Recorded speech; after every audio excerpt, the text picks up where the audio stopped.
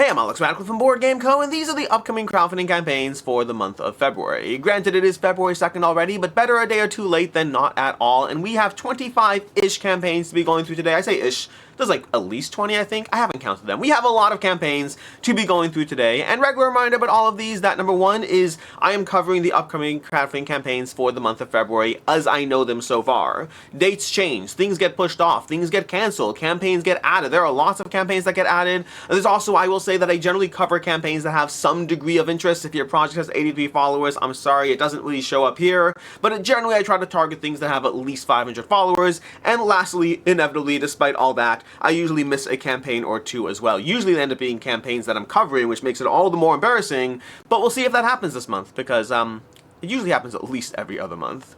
With that said, let's go ahead and dive into these, although let's start off with a reminder that AllPlay is a channel sponsor, and if you missed out on Mountain Goat's Legacy, as well as more importantly Enchanted Ivy, which I think is even a better game, and I say that as someone who likes Mountain Goat's Legacy, you can check out the campaign over here. It might be too late for you if you already backed it, but they will be doing the pledge banner at some point, and they said they'll be posting a campaign update on here, so you can either check out allplay.com, or just check it on this Mountain Goat's Legacy campaign page at some point, if you want to go ahead and check out their campaign, because it ended, so you missed out if you didn't back it already.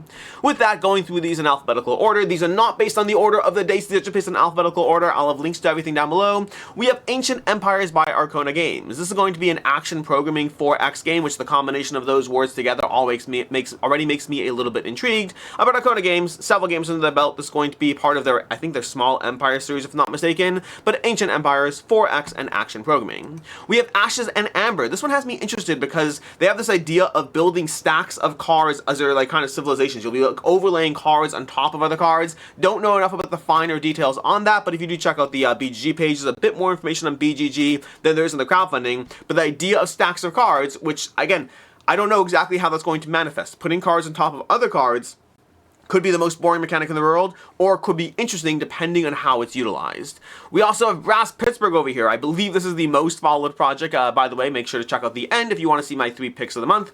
But I believe this is the most followed project on all the projects we're covering today. But Brass Pittsburgh from Roxley Games, I believe this is launching February 24th, if I'm not mistaken. Some of these have countdown timers, some of them have dates. They're all over the month. Again, I'm doing this alphabetically. But this brings Pittsburgh to the brass line. We have Lancashire, we have Birmingham, and we have Pittsburgh. I will have coverage for you on this game at some point. I don't know if I'm doing a playthrough or not, we'll see, but I'll definitely have a review for you, but this is Brass Pittsburgh from Roxley Games. We have DeckHand, Race for Infamy over here. DeckHand Race for Infamy is a card, I think it's card drafting if I'm not mistaken. It's a power game of crew building and infamy grabbing. You're basically building up a tableau of cards, that much I know. I don't remember if you're drafting. Each round players draft cards. You are drafting, playing simultaneously, activating your growing crew and tableau.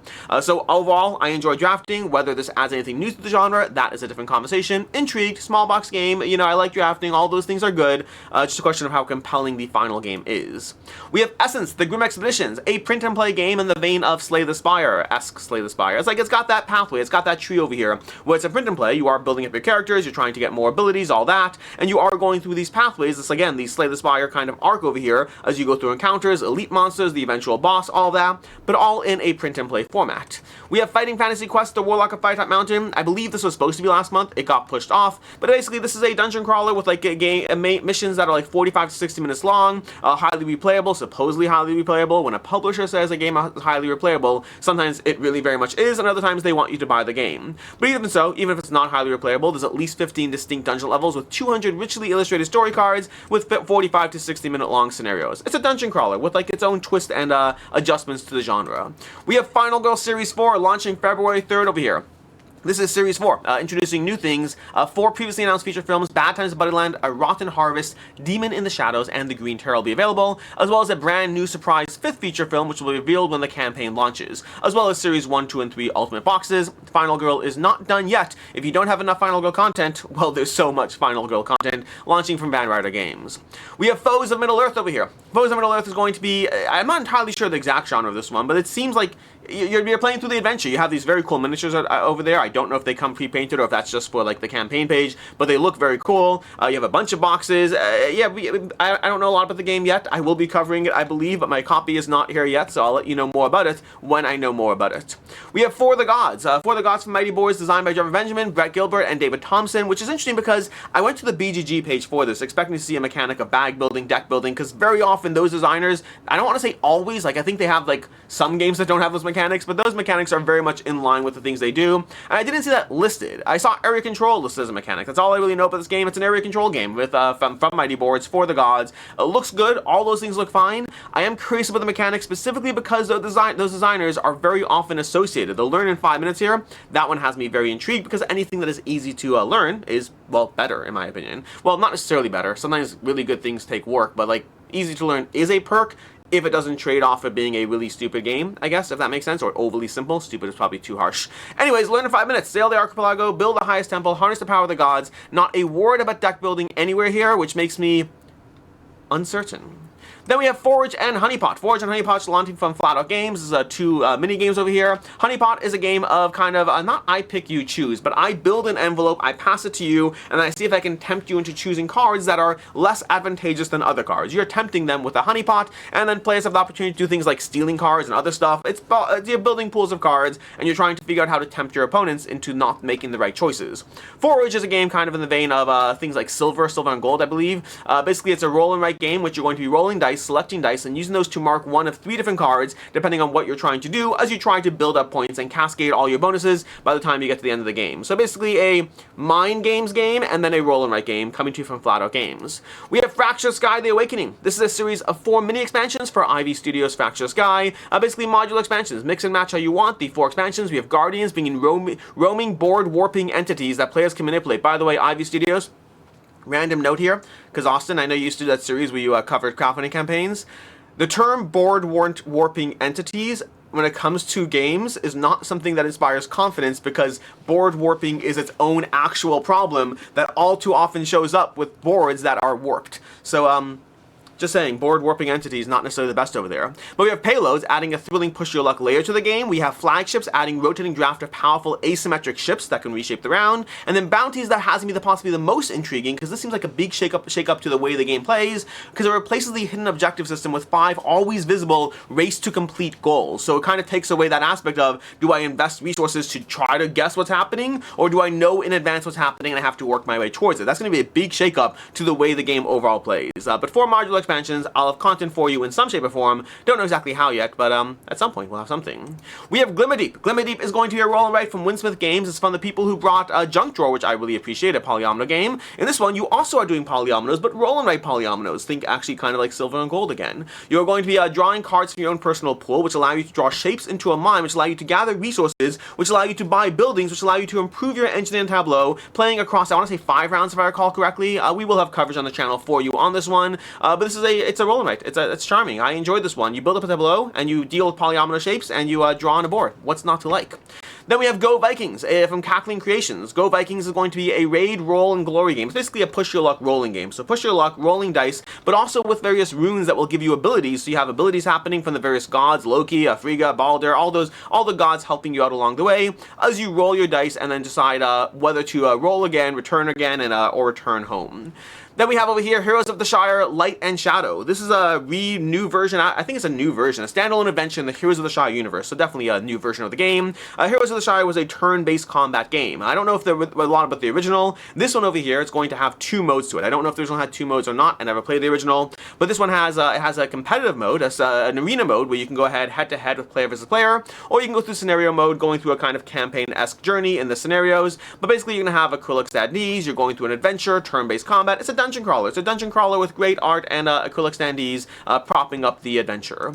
We have Inferno 1348 Deluxe and Inferno Deluxe Reprint. Basically, more content for Inferno. The highly acclaimed game, I think it's a 7.9 if I'm not mistaken. Heroes of Light and Shadow was a 7.8 if I recall correctly on BGG. But from Red Mojo Games, I think this is a 7.9, a highly well-received Euro game, adding new content to the game, specifically in terms of what is it about. We have the Great Pestilence. A plague ravages Florence and even seeps into your palace walls. The pace quickens, death spreads, sin festers, and the damned pour into hell. This sounds great, doesn't tell me a lot about the game, but the key features, we'll get to that soon. Merchants of Ravenna takes you beyond the sea walls onto the perilous road of Ravenna. That sounds more interesting. You are branching out across like probably a new board, I imagine. We have key features, fully thematic journey, the deluxe edition available, backer involvement. Okay, that doesn't tell me. I don't know a lot about what this adds. This adds 2 new ways to play the game, but I don't know a ton about what those bring. We have Lion Dancers. Lion Dancers from Hot Banana Games, who brought you Steam Up. They had the other game, the was it called Moon Bunny? I want to say it's called Moon Bunny, but basically Hot Banana Games, who have done, well, I guess 2 games till now. They now have Lion Dancers coming,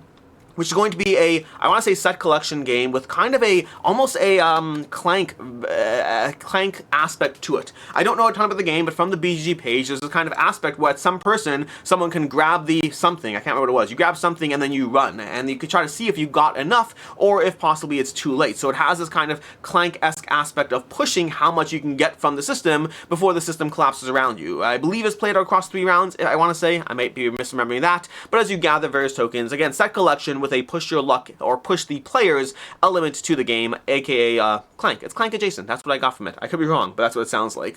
We have Logic and Lore Variance coming to you from Weird Draft Games, launching February 3rd, I believe. Logic and Lore Variance is an expansion to Logic and Lore, which is a game that I adore. Logic and Lore is a 2-player deduction game where you're trying to figure out your row of cards before your opponents figure out their rows of cards. But Logic and Lore Variance introduces a dice element to the game. It adds new ways to play the game, utilizing dice as the core concept that you're going to be basing your guesses around. So you're going to be rolling dice and drafting dice in 2 new game modes, as well as some other new content for the game as well. But it's an expansion to Logic and Lore, a 2-player deduction game. We have PANDORA, CELESTE, Pirates, and Salvage, adding again lots of modular expansions going on here. We have PANDORA, CELESTE, Gun Tower Games. This is an 8.2 on Board Game Geek. Not a ton of ratings granted, but an 8.2 from those that are there. This is kind of a Nemesis adjacent style game as far as what it's trying to do. And the Pirates and Salvage introduces 2 new aspects. There's Pirates, which introduces kind of a new PvP aspect to the game. There's a new, turns into from a co-op game with, co-op until it's not, the way they phrase it, into a player versus player confrontation, because you now have new pirates introducing raiding your ship.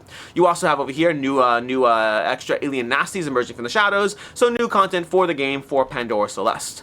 Then we have Perch Birds of Play, which I thought was a great name. Perch Birds of Play instead of Birds of Prey. You see what they did there? I saw what they did there. I thought it was clever. Go you, Inside Up. Good pun. Anyways, Perch Birds of Play, an expansion to Perch, which is kind of an area control stacking game. That's what Perch is. You are stacking birds on top of other birds in a goal of getting area control and getting the scoring for the various tiles. I don't know what Birds of Play adds to the game. With exciting new content, Birds of Play, I didn't get a good sense. 3 mix and match expansions, 2 new isometric creatures, and 20 more hidden objectives. So more content, more mix and match, more modular expansion for Perch from Inside Up Games. We have Rurik 2nd Edition from Fantasia Games. This is a new version of Rurik, previously from Peacekeeper Games. Fantasia is taking it over, completely redoing it, art, miniatures, all those things, new gameplay, changing up the gameplay. It's now 3 rounds instead of 4. I have already played it on TTS. I have not yet played it in person. My copy just arrived. But overall on TTS, I was very skeptical about the 3 rounds. It worked. I'm a huge fan of Rurik. It's been like my top 20 games of all time every year since I played it. It is consistently amazing. I'm curious what this one will do for it, but I'm excited for it, both in terms of the production, in terms of the miniatures, in terms of the gameplay changes. Again, I was hesitant on the 3 rounds. I was a huge fan of Rurik. I thought going from 4 rounds to 3 rounds sounded like a mistake. After playing my first game, one game does not a review make, I always say this, but after playing my first game, I was like, okay, this still feels like Rurik, arguably better. I think they cleaned it up in a very, this is not a review. This is not a review. I'm just excited about Rurik. I like Rurik, so sue me. I'm also curious about the various expansions that are going to be added over here. More Rurik is, to me, not a bad thing for one of my favorite games of all time. Then we have, oh my gosh, launching soon. I gotta get this covered. My copy just arrived. I only just got it the other day. I don't have a lot of time to get into this. We have to play this game. Anyways, Shifters. This is from Le Bataju. This looks very cool. I'm very intrigued by it. It's basically a roguelike game, which is always intriguing. Card game roguelite is that good, and I love roguelike video games. Board games are always a different conversation. But this is basically going to give you an innovative shift mechanic, where timing is very important, but I don't know what that means. The art looks great, the roguelike looks great, the 45-minute playtime, solo and co-op, all of those things look great. I just don't know how the game plays, but color me interested at the very least. Then we have the Stefan Feld City Collection from Queen Games. A new, this is Queen Games bringing back more stuff for the Stefan Feld City Collection. They regularly do their crowdfunding campaigns. They always add some new things. I don't know all the things that are being added. I did appreciate this because we have the Marrakesh Big Box with, like, we have Gems and Experts, what's it called? Tamers and Nomads. What is it again? I can't remember. With Camels and Nomads. That's what the first expansion was. And then we have Expansion 3, which is a mystery, until you click to the next slide and you see Expansion 3 is actually walls and guards. That's Expansion 3 over here. So either way, that is basically what we have over here from Marrakesh, from not Marrakesh, with new content for Marrakesh, as well as the Stefan Feld City Collection in general. So new content, in case you're interested in this, either new stuff or just jumping into it for the first time. Then we have Table Buster Reforge from Willows and Jaws. This is basically a new accessory, so to speak. I mean, not so to speak, it's an accessory. It's an accessory that kind of gives you more space on your table by clipping to your table and giving you kind of pull-out shelves. I've seen things like this before. Seems interesting. For me, these things always come down to how usable is it, as well as, of course, storage of them. But if you're interested, if you're the target audience, this might be for you. And then we have 2 more campaigns. We have the Void Unveiled Echoes of Arkham from Darkgate Games. This is going to be launching, well, I guess in 9 days, so pretty soon over here. This one sounds intriguing. I'm a little uncertain of this because it sounds like it's like whispers in the dark, signs you can't explain. Basically, it's going to be every monster plays differently in the game. So you're playing this cooperative adventures, 1 to 4 player, and every monster plays differently, which immediately makes me think of, Cthulhu Death May Die, one of my favorite games of all time. High replayability, multi-stage boss encounters, new mechanics of the fight involves. This very much feels like they are trying to evoke Cthulhu Death May Die. So whenever a game does that, the question is, are you able to capture the things that I loved and give me an equally compelling reason to be interested in what you're doing as well? Or do I already love the thing and I don't need your new version of the thing because I already have the thing that I love? It could go either way with these, but color me intrigued to find out. Start reading the storybook. When the story calls for exploration, the map is revealed. So it almost seems like a combination of, this actually makes me more interested, it almost seems like a combination of Resident Evil and Cthulhu Death May Die. Both games that I love. If they do manage to nail that, that could be pretty fun. And then lastly, we have Tiberpunk Streets of Rome, a Cyberpunk Rome adventure. Cyberpunk Rome, it's a Euro game. I don't know if it's a Euro game. It's an area control game. Race to become the boss, complete quest, face tense, balance risk. I think it's area control, just looking at the board over here. But the setting has me intrigued. It's a Cyberpunk Rome game, which could pull people in. I guess you could argue this is somewhat similar to Lords of Hellas when that came out. But themes like that are always interesting because it could pull people in by being unique and different, or it could push people away by being unique and different. Could go either way for them. And those are the campaigns that we have coming up this month, which means it's time for my picks of the month, for the 3 games that I am most excited about. In order from 3 up to 1, we have Glimmerdeep as my number 3 over here. I enjoyed Glimmerdeep. I've already had a chance to play this one. I think it's a very solid roll in my game, with drawing your polyomino shapes. It feels fun to explore. There's different biomes to go through, different factions you can play as. I overall very much enjoyed this one from the people who brought you Junk Drawer. Then we have Brass Pittsburgh. Yes, that's my number 2, not my number 1, because Brass is an incredible game, and I'm very excited for a new setting here, with the caveat that I haven't played it yet. I could bounce off it. Maybe I'll just be like, you know what, Birmingham is the way to go. I don't need this new thing, although I am biased because Cleveland is on the board. That definitely helps, but the game's still got to be good. And then obviously my number 1 is Rurik. I adore Rurik. I am incredibly excited for this campaign. I'm incredibly excited for the changes they are bringing. I like Fantasia Games as a company. I like their production, and I like Rurik. This is like a perfect synergy for me. I'm happy to see this happening, and I'm happy for others to get an opportunity to see how. I was going to be very passionate there, and then my voice choked. To see how passionate, I forgot what I was going to say.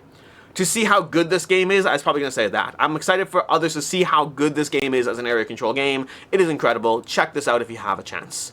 And that is basically my my upcoming campaigns for the month of February. Until next time, I'm Alex Radcliffe from Board Game Co. I hope you enjoyed this video, and as always, I hope you have a good one.